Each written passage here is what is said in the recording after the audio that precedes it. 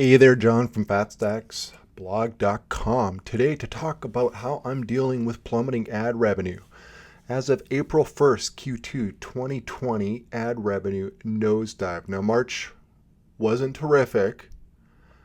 Normally it would have been higher, but it wasn't catastrophic. I'm going to discuss here what happened.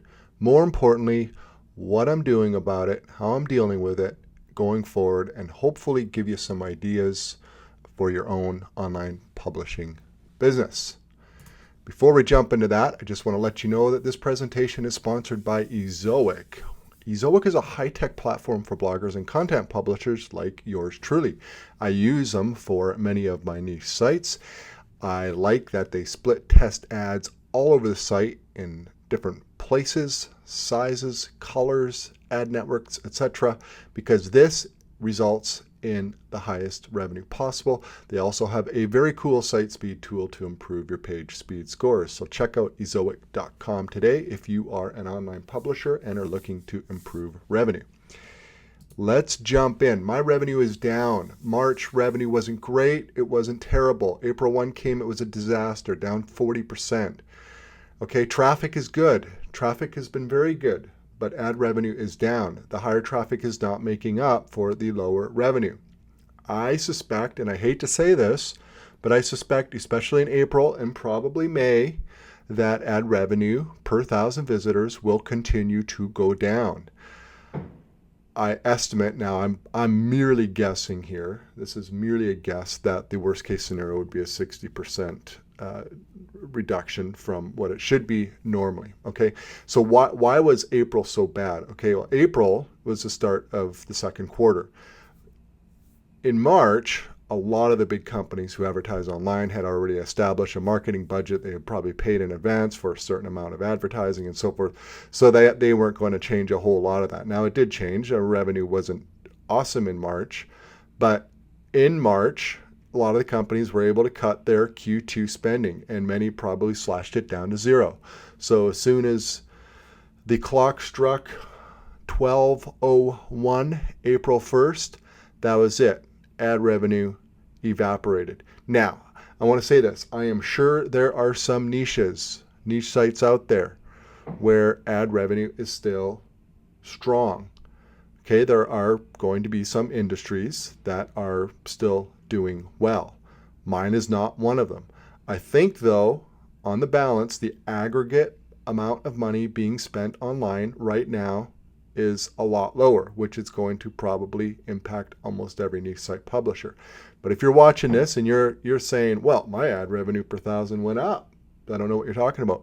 Count yourself very lucky, because I've talked to a lot of people over the last week or two, and generally what I've heard is it's down, and it definitely is for me. So I am hoping for the best, but I am preparing for the worst. So let's jump into it. Now, before we get forward, if you've been around the block a few times like I have suffered worse. I have dealt with big problems. This is one of those businesses that's volatile.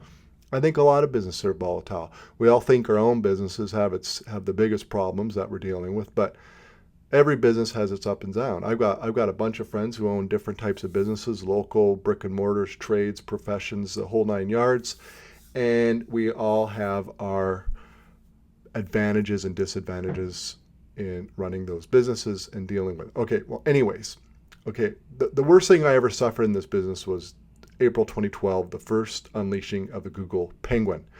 And that nearly wiped me out.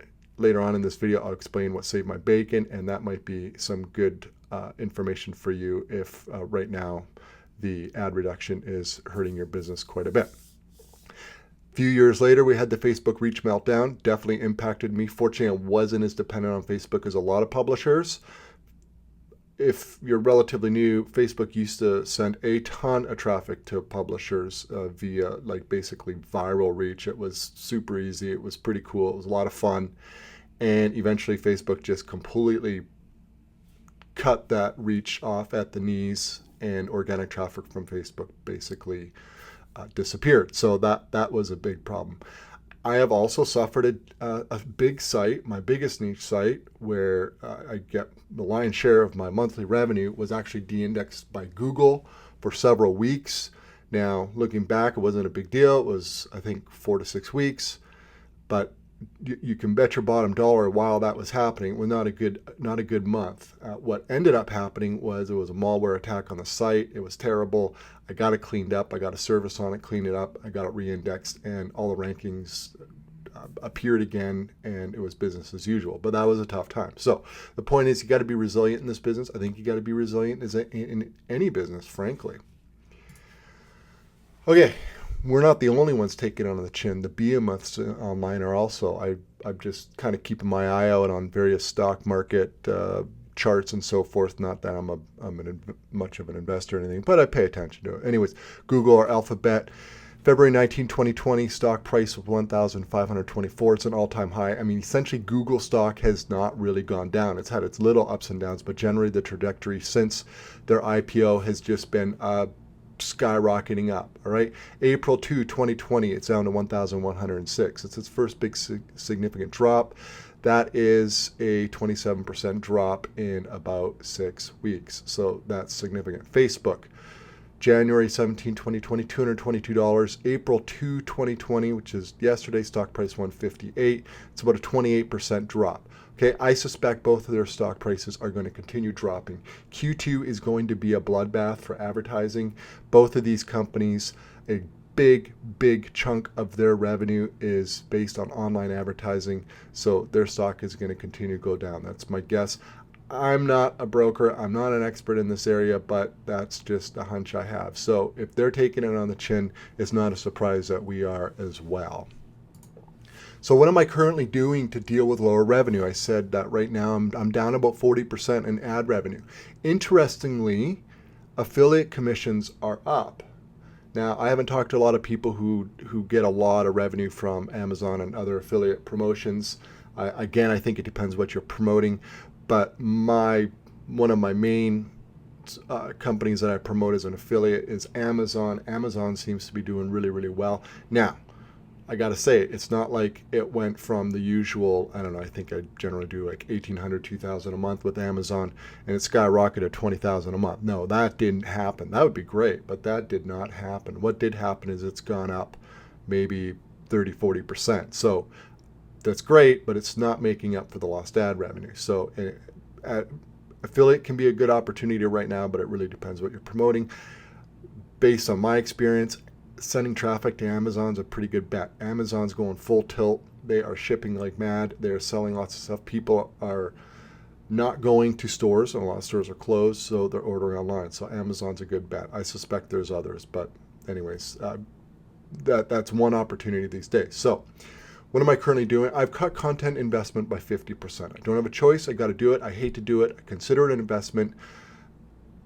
On the one hand, my content investment has really creeped up quite high in the last few months. If you looked at the income reports at Fat Sex Blog, so it's not a big deal. I was planning to cut it, but this was the impetus. I've cut it now in March, by at least 50%. I'm April for sure 50%, and May I suspect 50%, maybe more.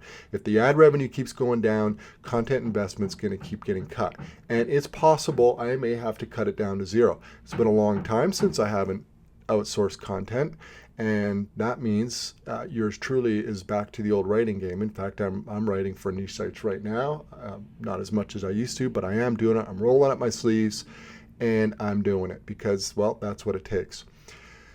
I'm also building out some affiliate clusters. Now, I'm definitely promoting Amazon as much as I can. I like sending traffic to Amazon because it's converting like gangbusters right now, but I'm also building out some clusters. This is where I'm rolling up my sleeves and actually producing content. I've identified 3 decent affiliate opportunities. I've actually known about these for a little while. They've been sort of on the back burner with my site, but this is a great opportunity for me to roll up my sleeves and crank this content out and do a really good job because it's a good opportunity. And one is, now not all niches are going to have these opportunities, but mine does, and that's digital products arena.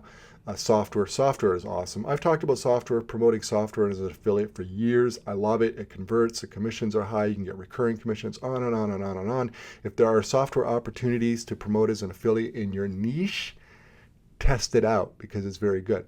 And I'm also testing some lead gen. I've sort of dipped my toe in the water with this over the last year or so. Not great results, but I'm doubling down. And the reason I'm doing this is I don't think I'm going to generate huge revenue streams from these three different affiliate pages. But what I do know is this. First off, this content is really, really good for the niche site overall. It's spot on in terms of relevancy. It's good for the user, and if it's good for the user, it's good for the site. If it generates additional affiliate revenue, that's a real bonus. And if it doesn't, I put ads on it. Now, that doesn't really solve the low ad revenue problem right now, but you know what? This entire situation is temporary. How long? How temporary? I don't know, right? I mean, you're probably watching the news as much as I am, and some people are saying a month, some people are saying a year, and anywhere in between. Nobody really knows. So, but it is temporary. I mean, it will return one day to normality. So it is temporary, and so eventually ad revenue will go up.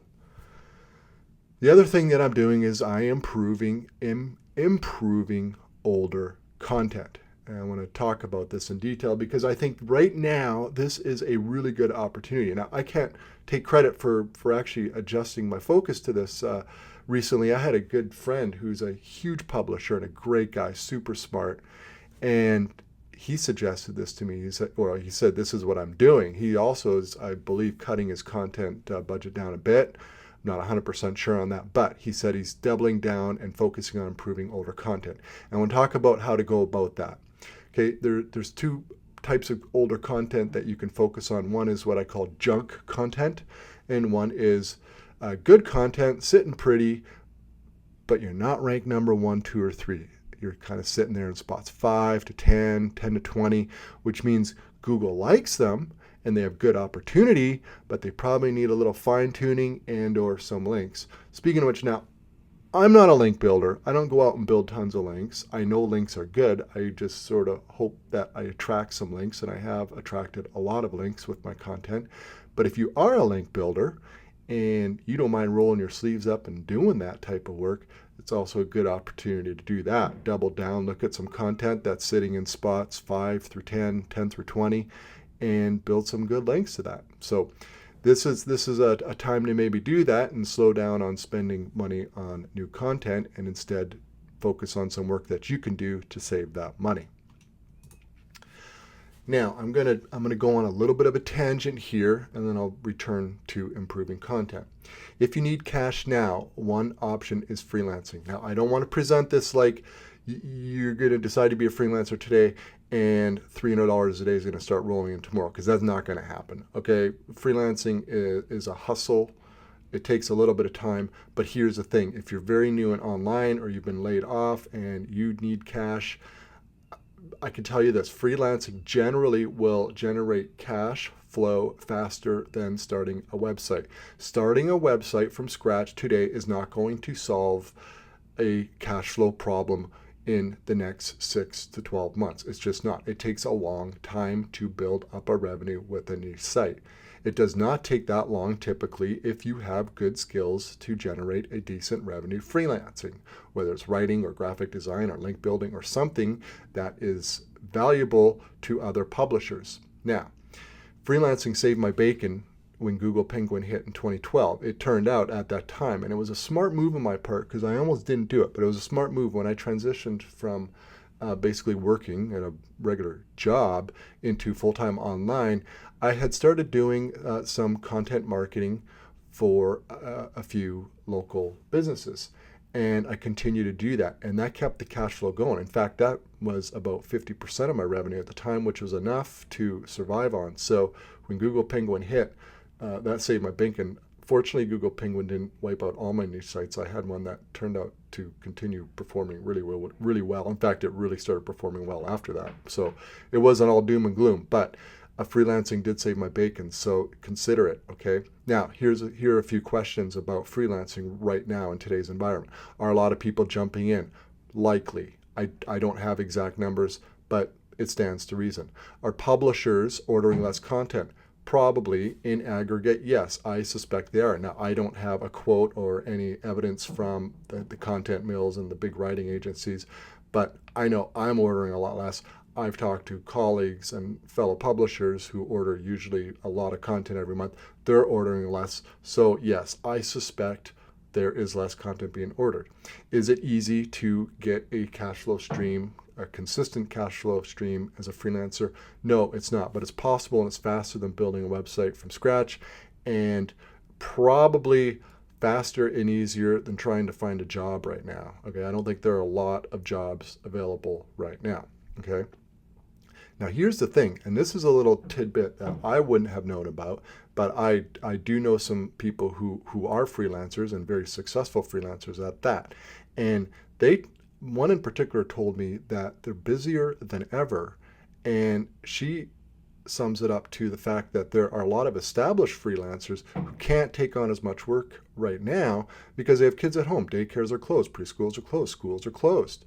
And so they have had to allocate time to taking care of kids, which means they aren't able to take on as much work. I suspect they're still taking some work. So that is one bright light within the whole freelancing industry, in that there is potentially a way to get a foothold in the industry. Okay, again, this is not instant cash. I'm not presenting this as like this is going to save all your problems by next week. Okay, but it's something, and if you are a really good writer and you've been able to network and you know some people, you might be able to land some writing gigs fairly soon. Now, your freelancing advantage, if you're watching this, chances are you've probably set up a WordPress blog. You've probably written for that blog, whether it's you're only 10 articles in or you're a couple hundred in. You have probably dealt with images, and you've dealt with freelancing websites, and you are an insider in a sense with working online. Even though you may not have a huge revenue from your niche sites, the fact that you set up a niche site and that you've come this far means you actually know a lot more than most of the population about this business. Most people, it's interesting, I talk to people, I get asked all the time, what do you do? And I've got sort of basically a quick, not even a 30-second elevator speech on what I do. Basically, they don't understand it, okay? Most people have no idea how websites work, how they're set up. They don't even understand online ads or any of that. They certainly don't have an understanding about the whole freelancing gig economy and so forth. So if you are this far, you do have an advantage in that you know a lot more than you probably think you do, and you know a lot more than other people, so you can get up and running, get plugged into your various freelancing networks fairly quickly, sooner than a lot of other people. So that is one advantage. Is that going to solve all your problems? Again, no, but it's better than nothing. So let's return to what do I do if my revenue is going to drop 60% or more? Okay, right now I'm down with 40%. I could definitely go to 60% or more. This is a significant drop. This is not just a 10% blip. This is big. Okay, so I'm thinking about this. This is a real potentiality. Okay. At that point, I pretty much don't have a content budget anymore. Might have a few dollars, but not much. Nothing consistent where I can place orders weekly. Nothing like what I've been doing, okay? The other thing is I've resolved to keep my VAs on payroll at all costs. Now, at some point, I don't know, it could get so bad that's not possible, but I am going to do my very best, okay? At this point, I'd rather have no content budget than let VAs go. They're my team. They're great folks. I've worked with them for years. They've helped me get where I am. I do have a lot of work for them to do regardless, so that's good, but this is a decision I'm making. I hope it's the right one. I don't want to let them go, okay? Now, but I do have a plan in place. So I'm going to focus 100% on content and website improvement. I'm going to write some new content myself. In fact, I wrote something yesterday. It's been a while since I've somewhat routinely been writing for my niche sites. Okay, but I am going to also be able to focus on content and website improvement. Content and website improvement tips. Okay, first off, we could maybe tinker a little bit with design. Now, normally I don't recommend messing around with design. I am quick and dirty. If you're going to get in this business, especially with a fairly new niche site, grab a nice looking premium theme, fire it up, leave it alone, don't do anything, get a logo on there, and get the content out there, okay? Now, if you do have some traffic, and this is something you've wanted to do and tweak the design, now might be a time to do that, okay? Maybe you're better off focusing on the comp, but I throw it out there. The other thing is you improve you're decently ranking content. Now, obviously, this means you have some content. So you look for content ranking spots 5 to 30 in Google, and you improve them and give them a chance for higher rankings. Or, I should say, or improve old garbage content you published when you didn't know any better. And this means you maybe have your site's 2-3 years old. You know what? I got content that's 4 years old. I haven't gotten to improving, and it's not very good. I've learned a lot since then. I have improved systems. I have improved my writing. I have improved the way I structure content. I've improved everything. And that means my old content is not anywhere near the quality of what I'm putting out these days, for the most part. That means I have a lot of opportunities to go back and improve that old content. And I suspect if your site's 2, 3, 4+ years old, you also have a lot of old content you haven't looked at in a long time that could use some improvement. What should you do? Focus old content, garbage content, or focus on stuff that's sort of with a little bit of TLC could move up the rankings and get some serious traffic? That's up to you. I think if the old garbage content is targeting some good keywords, where if you really did a good rehabilitation to that content, you could really jump to some high ranking. Those are some good opportunities for you as well. If you publish old content and you weren't even doing keyword research because you just didn't know any better, and there's really no chance for that content to ever really get traffic, probably not something to spend any time on. So how do you improve content? And me being me, everything's got to be fast, and in this environment, free. Okay, how do we do it? I want to do it fast. I want to do it free.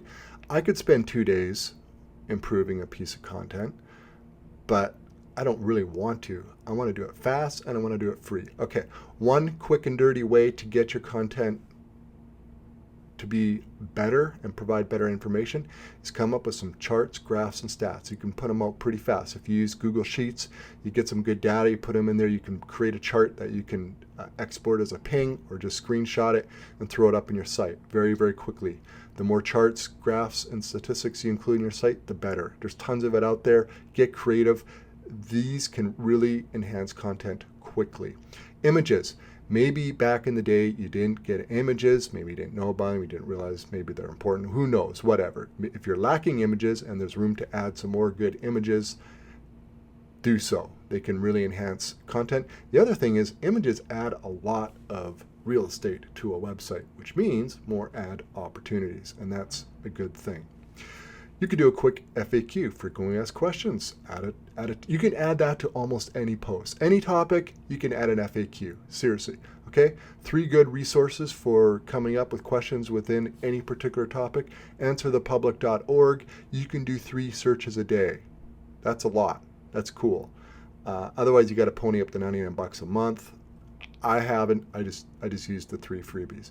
Ahrefs questions. If you use Ahrefs and you pay for it, it is paid. It's expensive. They do have a questions module. It's pretty good. I actually think Answer the Public is better, but Ahrefs is not bad. New tool I just found out about and am actually using is textoptimizer.com. Does a lot of really cool things, but one thing it does is you input a keyword and it will list out a bunch of questions for you that's relevant to that keyword. It's very good. The questions are spot on, and unfortunately it is paid, but I'm liking it. I'm using it. Now, textoptimizer.com is a replacement. I used to use ClearScope. I've written about ClearScope. I love ClearScope, but ClearScope is expensive. It's like $350 a month. Okay, Text Optimizer, $60 a month for unlimited searches. They also will enhance content by recommending. You basically put in a URL, it'll analyze it and suggest a bunch of additional keywords or phrases and so forth. It even gives you a score. It does a lot of what ClearScope does. Whether it's exactly as good as ClearScope, I'm not entirely sure, but so far I'm liking it, and it's a fraction of the cost. And I don't mean to be knocking ClearScope. If you've got a huge budget, ClearScope is awesome. I really liked it. It's just $350 a month.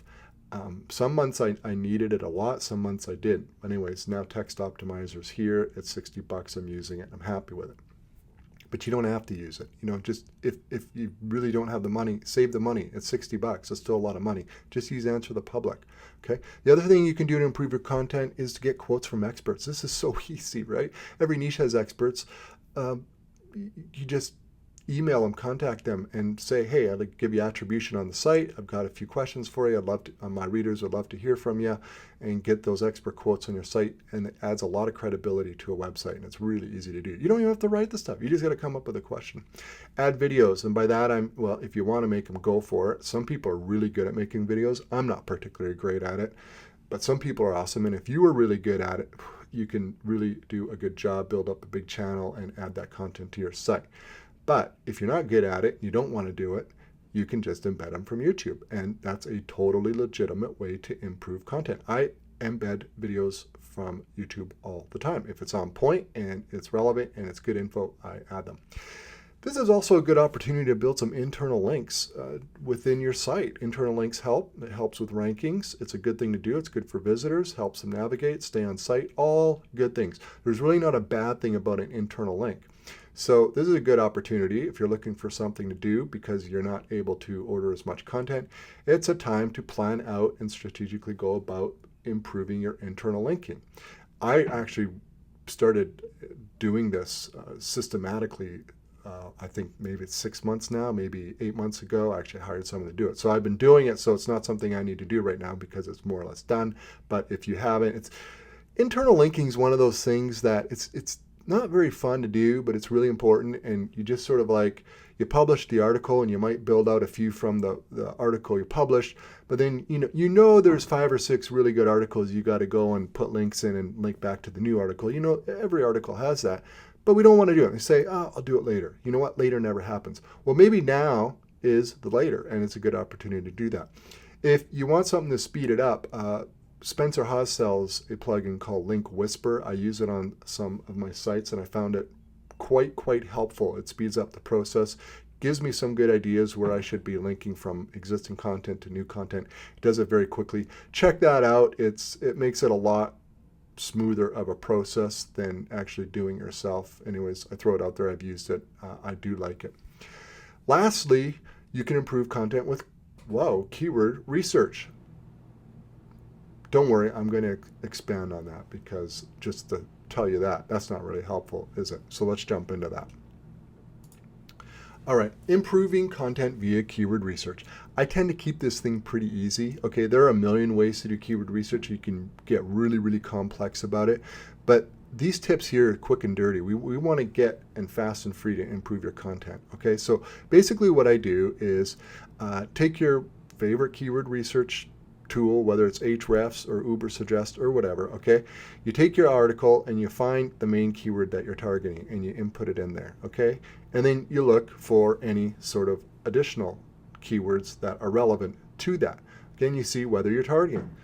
It's as simple as that, okay? But that's the starting point.